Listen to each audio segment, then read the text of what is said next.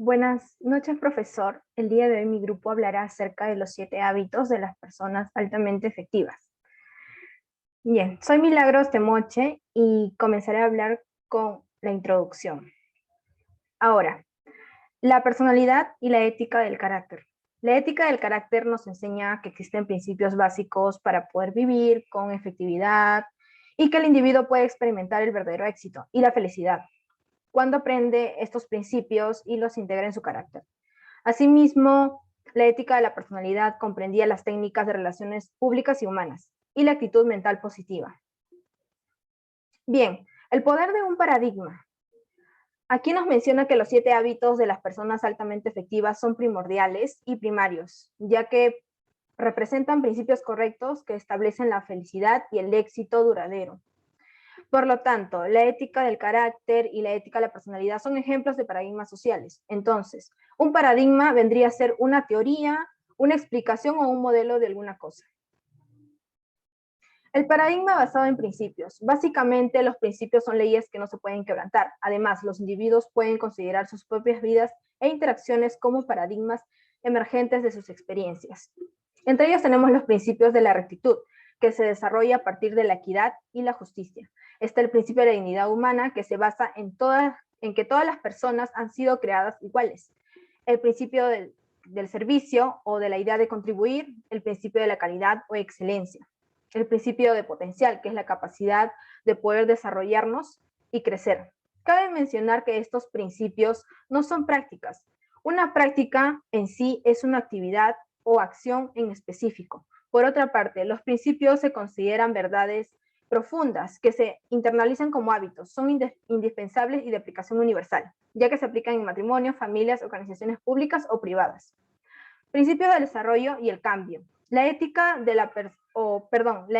falsa de la personalidad pretenden alcanzar la calidad de vida de una forma sencilla y rápida, sin pasar por el proceso del trabajo y el desarrollo que lo hace posible. Si bien es cierto, en la vida hay etapas secuenciales de crecimiento y desarrollo, como por ejemplo, ¿no? Un bebé primero aprende a sentarse, luego a gatear y después a caminar. Todos estos pasos mencionados, que se han mencionado, son muy importantes y requieren de su tiempo y por ningún motivo pueden obviarse. Por consiguiente, en algunas ocasiones el sujeto busca un atajo para poder saltearse alguno de estos pasos vitales, para así poder ahorrar esfuerzo y tiempo y por ende conseguir el resultado deseado. Un nuevo nivel de pensamiento. Aquí es necesario un nuevo nivel de pensamiento profundo que ayude a superar nuestras preocupaciones.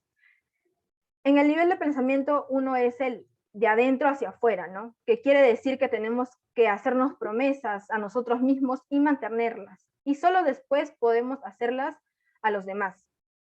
También es fundamental poner la personalidad por delante del carácter, tratar de mejorar las relaciones con las otras personas.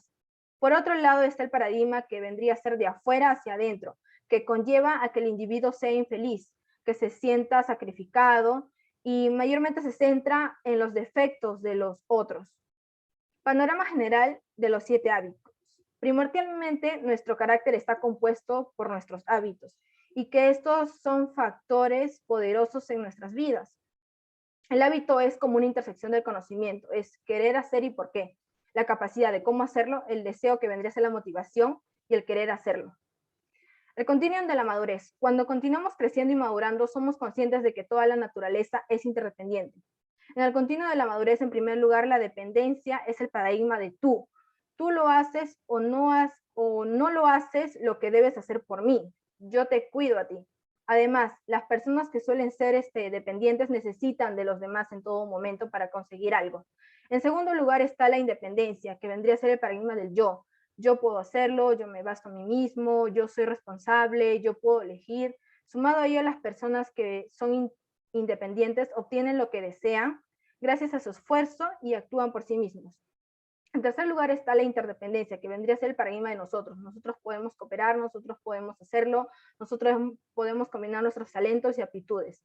Agregando al interior de las personas interdependientes, unen sus esfuerzos con los demás para así poder alcanzar el éxito. Más aún son capaces y dependen de sí mismos, pero comprenden que él y los otros cooperan juntos para así poder lograr más de lo que podían haciéndolo solos, ¿no? Bien, ahora mis compañeras le hablarán de qué consiste en cada hábito.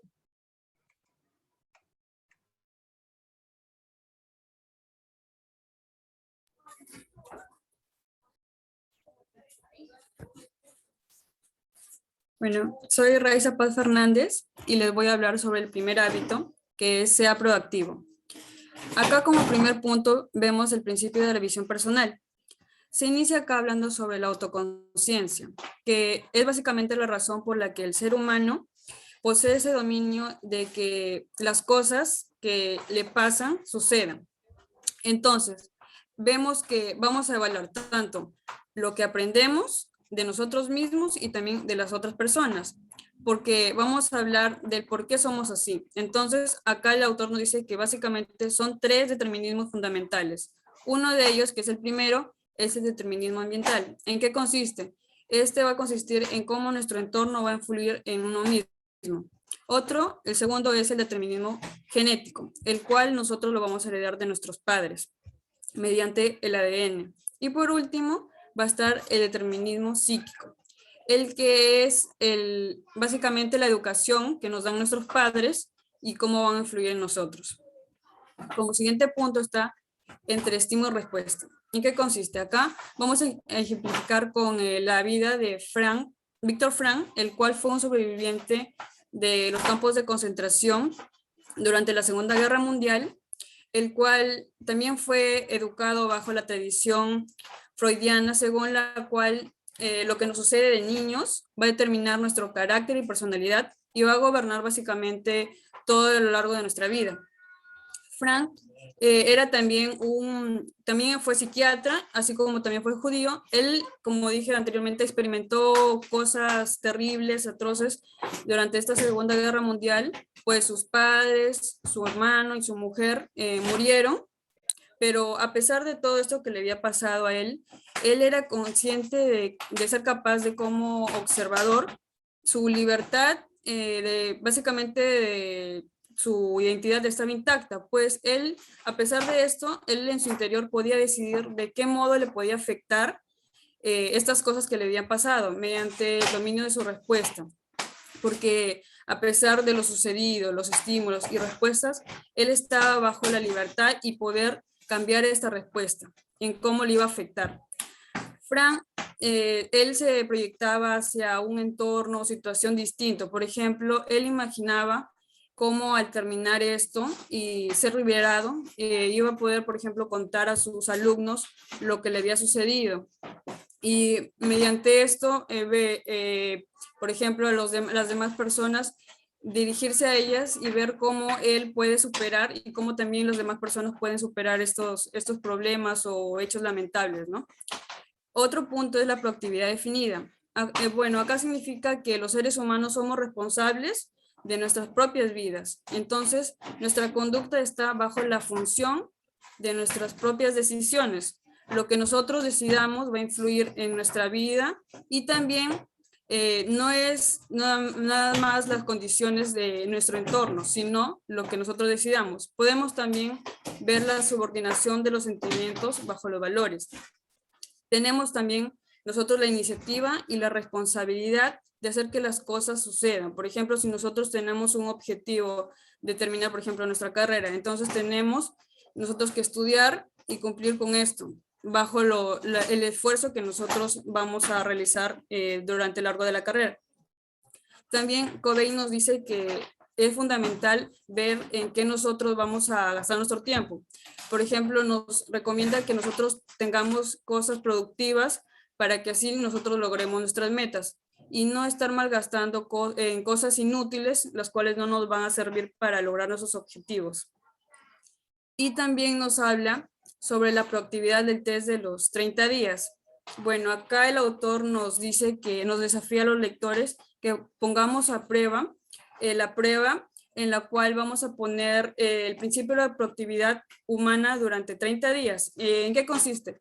Nos plantea que hagamos pequeñas promesas en las cuales vamos a mantenerlos a lo largo del tiempo. Por ejemplo, uno de ellos es cómo ser responsable de nuestra propia efectividad para cumplir nuestras metas y qué cosas debemos hacer para llegar a ellas. Ver también Por ejemplo, la mayoría de personas ven los defectos de las personas o, por ejemplo, si hace algo mal, pero no se compadecen. Debemos ser menos, juzgar menos y entender mejor a las personas. Otro es también, si nosotros, por ejemplo, cometemos algún error, debemos de admitirlo y también debemos corregirlo y ser mejores personas. Le cedo la palabra a mi compañero. Bien, buenas tardes, profesor. Mi nombre es Camilo Ruin Espinosa y voy a continuar con el segundo hábito. Ya viendo escuchando el primer hábito, damos pase a este, que nos dice el autor del libro que el segundo hábito es empezar con un fin en mente. ¿Qué quiere decir empezar con un fin en mente? Quiere decir saber cuál es el objetivo al que vamos a llegar. No necesariamente se trata de tener un objetivo en una cierta meta que tengamos como personas, sino nos habla en un ámbito general de nuestra vida. Se basa generalmente en qué es lo que queremos ser como personas, a qué es lo que queremos llegar, qué es lo que queremos conseguir.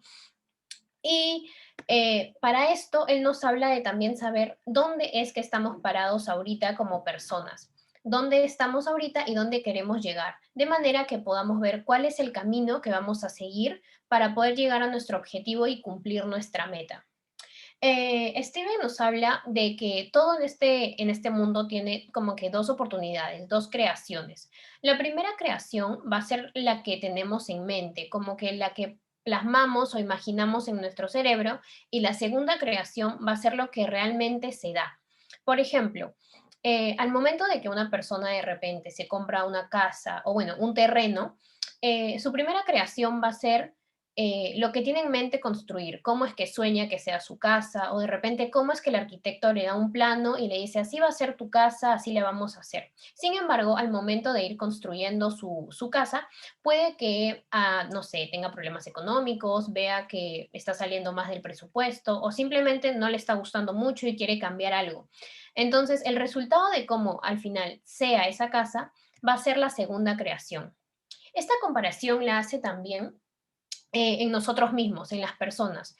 Tenemos la primera creación que somos cuando nacemos, lo que somos al nacer con nuestras culturas, nuestras costumbres, el contexto en el que nacemos. Y tenemos como una segunda oportunidad, por así decirlo, que es la segunda creación, donde nos habla de escribir nuestro propio guión. Esto quiere decir que tenemos dos posibilidades: o ser la copia de nuestros familiares, nuestros antepasados, de repente los errores de nuestros padres, o escribir nuestro propio guión y ver qué vamos a mejorar, qué vamos a de repente sí tomar de nuestra familia o de otras personas, pero qué vamos a contribuir nosotros como personas. Otro punto importante para empezar con un fin en mente es el liderazgo y la administración. El liderazgo nos habla sobre el plan que ejecutamos, por así decirlo, antes de realizar una acción o tener un objetivo en mente. Y luego viene el administrar, que se trata de ejecutar la acción como tal. Este autor nos menciona que es importante los dos pasos y en orden. Primero se da el liderazgo y luego se da la administración. No por el hecho de que una administración sea exitosa, es decir, que porque tu plan, o no tu plan, sino tu acción se haya ejecutado de forma correcta, significa que esto va a reemplazar un liderazgo erróneo o que nunca existió. Por ello es importante los dos puntos. Otro punto importante para empezar con un fin en mente y para que nuestra vida tenga un objetivo y un camino el cual vamos a seguir es el enunciado de misión personal. ¿Qué quiere decir esto? Quiere decir que tengamos nuestros centros bien plasmados. No necesariamente se trata de tener un lema como personas, pero sí saber cuáles son nuestros principios, nuestros valores, cuál es nuestro objetivo. Para ello nos habla de tener centros adecuados. Hay muchas personas que tienen como centro en su vida de repente su familia, sus hijos, el trabajo, dinero, y si bien son cosas importantes en nuestra vida, no es todo en lo que vamos a basarnos el día a día. Por ejemplo, sí, de repente queremos ser buenos hijos o buenos padres, pero no quiere decir que no, vamos a vivir en torno a ser un buen padre, o vamos a vivir en torno a nuestro trabajo y todo va a ser nuestro trabajo, nuestro trabajo y nuestro trabajo. El autor nos menciona que los centros importantes que deben tener las personas es la sabiduría, la guía, el poder y la seguridad. Y nos menciona también que hay que tener principios correctos. En este punto nos menciona que es importante hacer enunciados en todo ámbito de nuestra vida. Por ejemplo, en el ámbito familiar. En el ámbito familiar va a ser un poco más sencillo, ya que como somos una familia, de repente tanto padre, mamá y hijos, tenemos un mismo objetivo, ¿no? Que es estar unidos, salir adelante pese a todos los errores que tengamos. Entonces, formar un enunciado va a ser sencillo, ya que también compartimos valores, de repente creencias, culturas, costumbres. Sin embargo, en el momento de hacer un enunciado en el ámbito organizacional, que es las empresas, tu ámbito laboral, puede que se complique un poco, ya que todos los miembros de la empresa no siempre van a estar enfocados hacia un mismo objetivo. Todos tenemos diferentes valores, costumbres, no todos queremos lo mismo.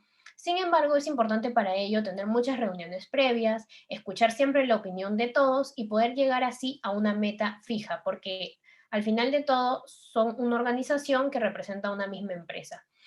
Y bueno, estos son todos como que los pasos a seguir para empezar con un fin en mente que nos menciona Steven. Le doy paso a mi siguiente compañero. Bueno, mi nombre es Torres Brenda y yo les hablaré del tercer hábito y el cuarto hábito. Tercer hábito, establezca primero lo primero. El poder de la voluntad independiente.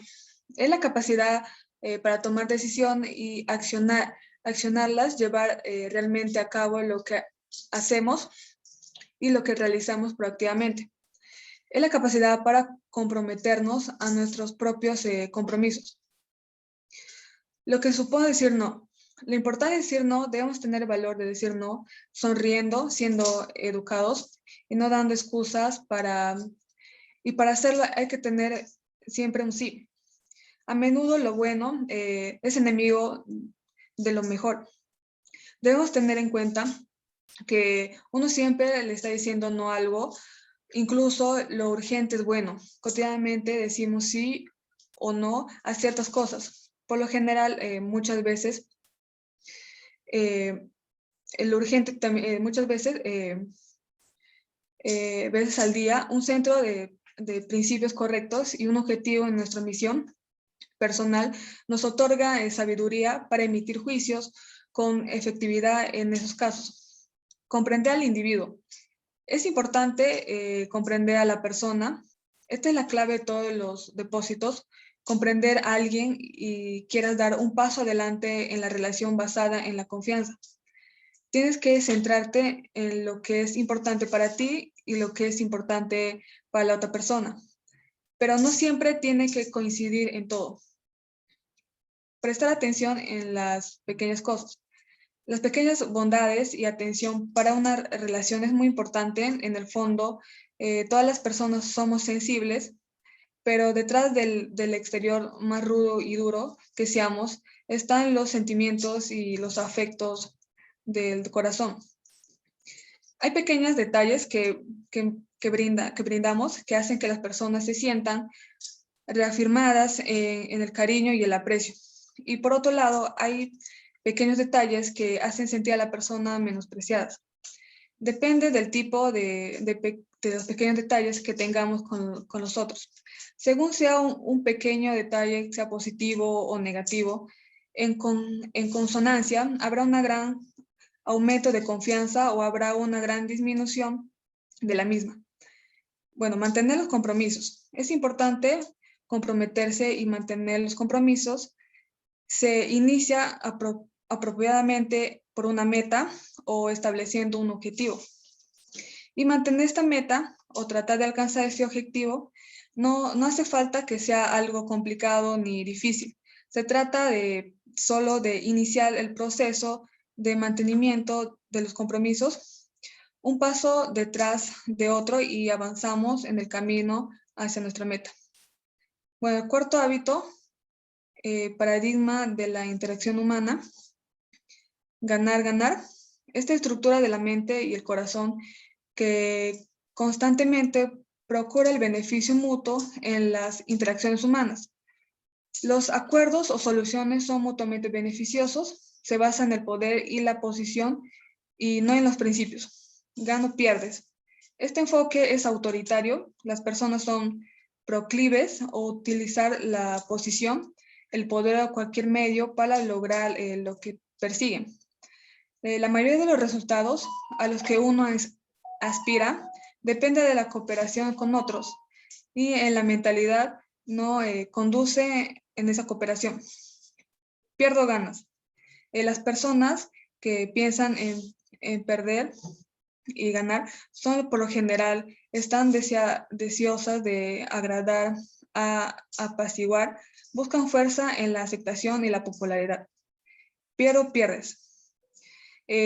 Por lo general, la filosofía de las personas altamente dependientes, sin dirección interior, que son desdichadas y piensan que todos los demás también deben serlo. Le doy paso a mi siguiente compañera. Muy bien, mi nombre es Ramírez Heredia Mayra y les voy a estar hablando del quinto y del sexto hábito. En el quinto hábito tenemos que debemos procurar primero comprender y después ser comprendido. Este se divide en 6 subtítulos. El primero es el carácter y la comunicación. Tenemos que la aptitud para tener una buena comunicación debe ser el ámbito más importante de nuestra vida. A menos que nosotros nos veamos influidos por la singularidad de otra persona, no nos vamos a ver reflejados por su consejo. Y tenemos que aprender a desarrollar esta capacidad para que la escucha empática sea mejor. Debemos basarla en nuestro carácter y suscitar de esta manera una apertura a la confianza. Luego tenemos lo que es la escucha empática. La mayor parte de las personas no escuchan con la intención de comprender a otra, sino simplemente para contestar. Una persona está hablando o preparándose para hablar y contestar. Suelen filtrar todo a través de sus propios paradigmas y suelen leer su autobiografía en las vidas de otras personas. Luego tenemos lo que es diagnosticar antes de escribir. Aunque es muy arriesgado y muy difícil, debemos procurar primero comprender o diagnosticar antes de prescribir. Es un principio correcto que se pone de manifiesto en muchas áreas de la vida. No se puede confiar en la prescripción de nadie, a menos que se confíe en su diagnóstico. Y el mayor poder se pone de manifiesto en el área de las relaciones interpersonales. Luego tenemos 4 respuestas autobiográficas. Tenemos la evaluación, el sondeo, el consejo y la interpretación. En la evaluación tenemos que definir si estamos o no de acuerdo con la situación. En el sondeo vamos a poder formular preguntas partiendo desde nuestro propio marco de referencia. En el consejo vamos a dar nuestras opiniones sobre la base de nuestra experiencia y en la interpretación vamos a tratar de descifrar a alguien, explicar sus motivos, su conducta. Usualmente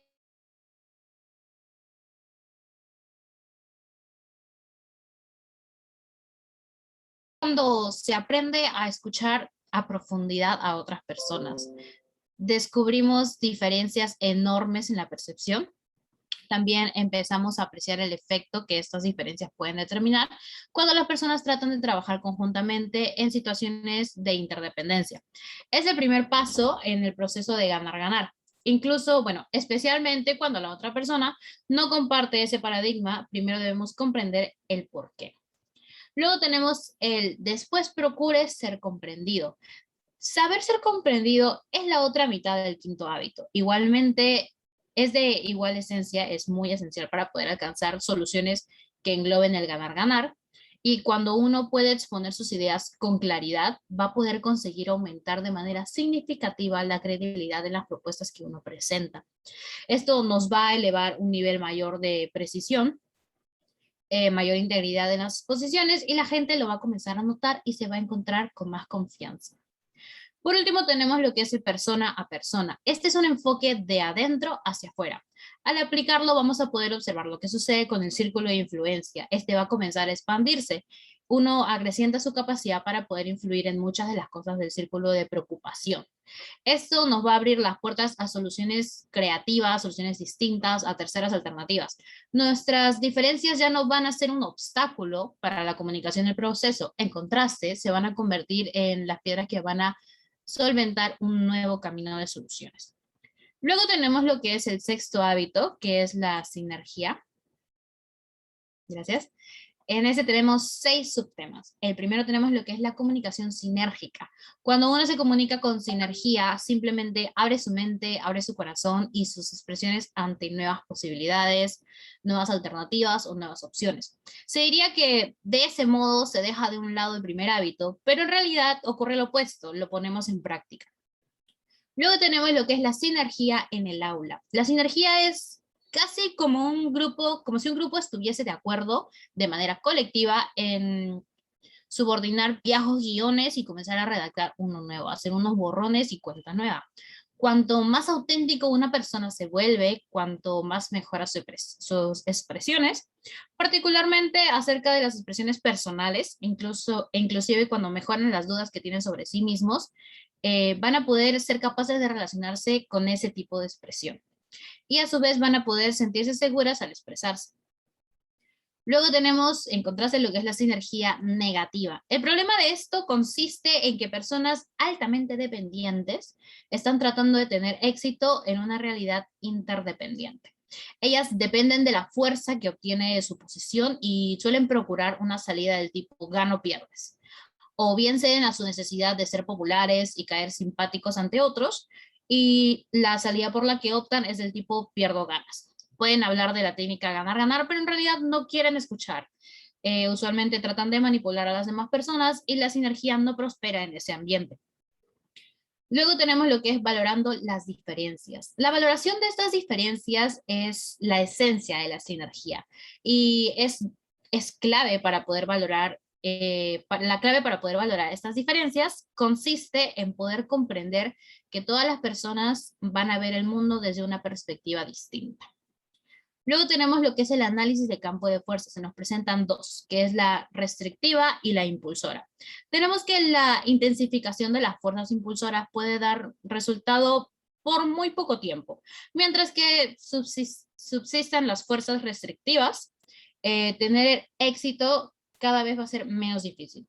Es lo mismo que estirar un resorte. Cuanto más fuerza se ejerce, más fuerza se hace, más necesitamos ejercerla hasta que el resorte ya no cede. Y en cuanto uno se canse de estirar el resorte, va a recobrar su extensión primaria. Por último, tenemos que toda la naturaleza es sinérgica. La sinergia de la naturaleza está relacionada con el todo. Nuestra propia sinergia interna está por completo dentro de ese círculo de la naturaleza. Podemos respetar los dos aspectos de nuestra propia naturaleza, que son el analítico y el creativo, que todo ser humano posee. Y también podemos valorar las diferencias entre ellos y poder utilizar esta diferencia para poder incrementar nuestras opciones de mejora. Bueno, le cedo el pase a mi compañera que va a hablar sobre el séptimo hábito. Buenas noches, profesor. Mi nombre es Yanela Tarrillo. En este caso, como bien ha dicho mi compañera, voy a hablar acerca del séptimo hábito, que tiene como título Afilie la sierra. Afilar la sierra. ¿Qué significa esto? Significa expresar 4 motivaciones e implica el ejercicio regular y continuo de los 4 aspectos de nuestra naturaleza de una manera sabia y equilibrada. La renovación se divide en 4 dimensiones, las cuales son la dimensión física, la dimensión espiritual, la dimensión mental y la dimensión social emocional. Vale. La dimensión física cuida nuestro cuerpo de forma eficaz, ya sea física, yendo al gimnasio, nutriéndonos. También habla acerca de los músculos, pero en este caso habla acerca de los músculos emocionales, como es la paciencia. La dimensión espiritual, este es nuestro núcleo, nuestro centro y nuestro compromiso con nuestro sistema de valores. Se refiere a la búsqueda de un sentido en el propósito o aportación y en la integridad de la organización en sí. La dimensión mental. En la mayoría de los casos, nuestro desarrollo psicológico y nuestra disciplina de aprendizaje proviene de la escuela formal. ¿Qué quiere decir esto? Que cuando dejamos el colegio, comúnmente dejamos de leer con atención. Este punto tiene que ver con el reconocimiento, el desarrollo y el empleo del talento. La dimensión social emocional. Están interconectados, porque nuestra vida emocional se desarrolla desde nuestra relación con los demás y se manifiesta en ella. Esta área se refiere a las relaciones humanas y en el modo en que tratamos a la gente que nos rodea. También tenemos programando a los otros. Goethe nos muestra una frase en la cual dice así: trata a un hombre como es y seguirá siendo lo que es. Trata a un hombre como puede y debe ser y se convertirá en lo que puede y debe ser. Personalmente siento que tiene razón, ya que la mayoría de nosotros depende de un espejo social. ¿Qué quiere decir esto? Que son programadas por la opinión, la percepción, los paradigmas de lo que la gente, lo que la gente cree de ellos. El equilibrio de la renovación. Nos dice que el proceso de la autorrenovación debe incluir la renovación equilibrada en las 4 dimensiones dichas previamente de nuestra naturaleza, las cuales fueron la física, la espiritual, la mental y la social emocional. La espiral ascendente. Es necesario aprender, comprender y actuar en planos cada vez más altos para no dejar de progresar. Debemos aprender, comprometernos y actuar aspirando a más, no estancándonos. ¿Cómo convertirse en una persona de transición?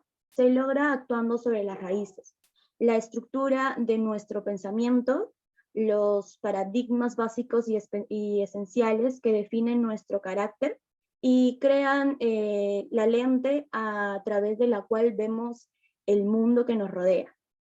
Bueno, gracias por su tiempo y atención. Esto sería todo por nuestra parte. Hasta otra oportunidad.